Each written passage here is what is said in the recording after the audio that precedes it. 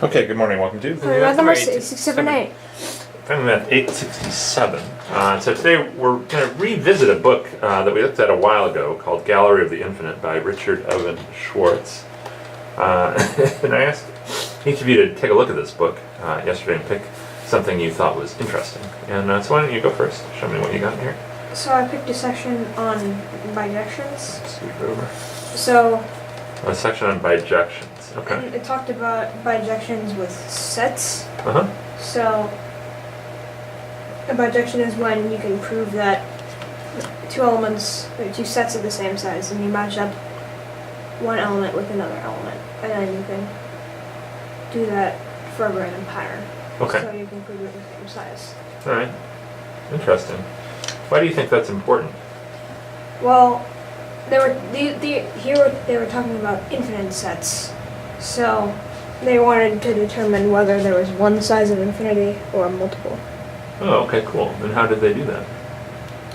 Well, they used another thing. They took a set and they used Cantor's diagonal argument to prove there wasn't a bijection.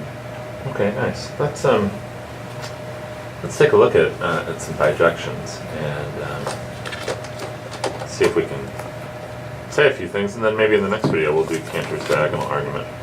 So what would be a bijection between the set 1, 2, 3 and the set dog, cat, give me a third word?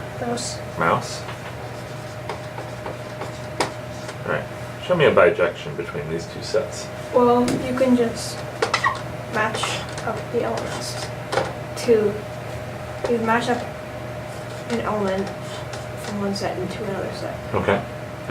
And so what can we conclude about these two sets since there is a bijection? They're the same size. They're the same size. Is this a surprise to you? No. Okay, why not? Because it's pretty small, and you only have 3 elements in here and 3 elements in here, and you can see them. Alright. Okay, so I'm going to give you a more challenging problem now on bijections. Can you show me a bijection between the set of positive integers and the set of about squares?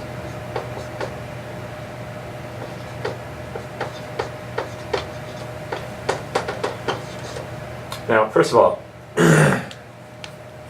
would you be more surprised if these sets turned out to be the same size? Yes, because you're obviously skipping. Well, this is just all the integers, and you're skipping numbers between all of these numbers. So it looks like this set is much smaller. Yeah, what do you think? Yeah, this would be surprising because you're definitely skipping numbers, and if you stop at any finite place, this set will always be a lot bigger than this set. Oh yeah, what do you mean by that? Like, what if I stopped at 25? Here you've got 25 numbers in this set, and you only have 5 in this set. Okay. All right. So, is there a bijection between these two numbers? Well, these two sets. You can take a number from this set, you can square it, and you'll get a number in this set. So 1 goes to 1, 2 goes to 4, 3 goes to 9, 4 would go to 16, and 5 would go to 25. Okay. And so, what could we call that bijection? Or what could we call this map that goes from this set to this set? What could we call that? Well, if this is x, this is x squared. Okay, great. And how about, so this is a map that goes from this set to this set, and it's 1-to-1. Mm-hmm. How about the other way around? What do we need to do? You need to take the square root of these numbers to get up to here. Okay. And so this shows something that goes 1-to-1 the other way. Yep. In both cases, we also split all of the numbers. Yep. So it looks like we've got a bijection, and these two sets are the same size. Mm-hmm. Which is Surprising.